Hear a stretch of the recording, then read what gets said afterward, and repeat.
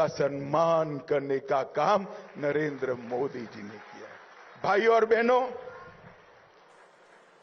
हमने इस शरणार्थियों को सम्मानजनक जीवन देने का काम किया है। उनकी संस्कृति, उनकी भाषा, उनका धर्म, उनके परिवार की महिलाओं का सम्मान, उसका रक्षा करने का काम किया है। और आज से, कल से इस देश में आया हुआ हर एक शरणार्थी मेरे और आपके जितना ही अधिकारी है इस देश पर। यह अधिकार हमने इनको दिया है। कांग्रेस ने इसका भी विरोध किया।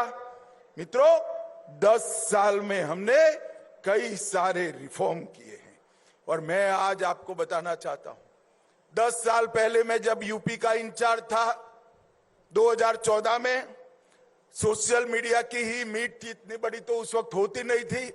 आगरे में छोटा सा हॉल था, 300 सोशल मीडिया वॉलंटियर्स थे।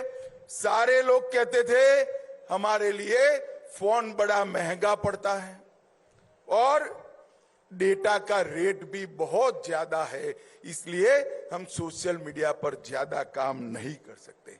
आज मैं आप सभी मेरे साइबर योद्धाओं को कहना चाहता हूं, आपके हाथ में आज मेक इन इंडिया का फोन है और सबसे सस्ते डाटा के साथ आप इंडिया की सक्सेस स्टोरी को दुनिया भर में पहुंचा रहे हो। ये डिजिटल क्रांति नरेंद्र मोदी जी ने लाई है। मित्रों, आज तेलंगाना की जनता ने फैसला एक प्रकार से 3 पार्टियों के सामने भाजपा का चुनाव है। कांग्रेस पार्टी, टीआरएस और मजलिस। मगर मैं कहता हूं ये तीनों पार्टियों का एजेंडा एक ही है। मेरी बात ध्यान से सुनना। 3 पार्टियों के सामने तेलंगाना की जनता को भारतीय जनता पार्टी को और मोदी जी को चुनना है। 1 कांग्रेस पार्टी, 2 टीआरएस, तीसरा मजलिस।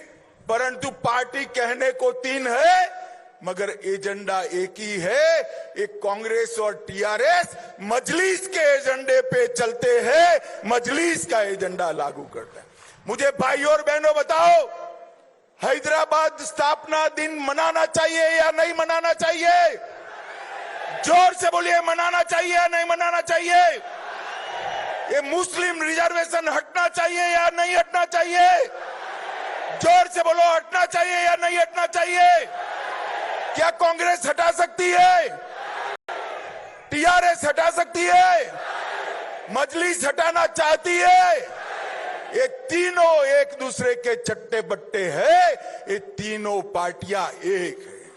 सिर्फ एजेंडे में नहीं, तीनों पार्टियां परिवारवादी पार्टियां हैं। कांग्रेस पार्टी 4 पीढ़ी से जवाहरलाल नेहरू, इंदिरा गांधी, राजीव गांधी, सोनिया गांधी और राहुल गांधी, यहां केसीआर और केटीआर, और यहां पर भी मजलिस में भी 4 तो आ गए हैं, न जाने कितने आएंगे। ये सारी परिवारवादी पार्टियां हैं। ये पार्टियां तेलंगाना का भला नहीं कर सकती। ये पार्टियां एक ही एजेंडे पे चलती हैं। ये तीनों पार्टियां परिवारवादी पार्टियां हैं और ये तीनों पार्टियां भ्रष्टाचारी पार्टियां हैं, अथाह भ्रष्टाचार करने वाली पार्टी है। भाई और बहनों, अभी यहां पर कांग्रेस की सरकार है। मैं कांग्रेस के मुख्यमंत्री को कहने आया हूं, भैया जरा आपकी पार्टी के घोटाले को मैं लिस्ट देता हूं, तुम जरा तेलंगाना की जनता को जवाब दो देना।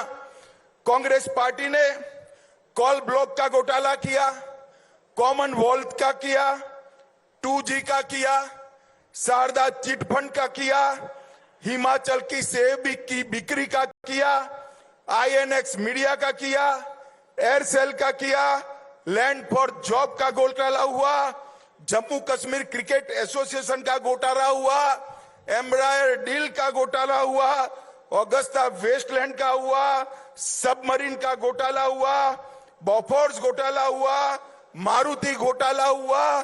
घोटाले की लिस्ट इतनी लंबी है, एक कांग्रेस पार्टी ने 12 लाख करोड़ के घपले, घोटाले और भ्रष्टाचार किया है।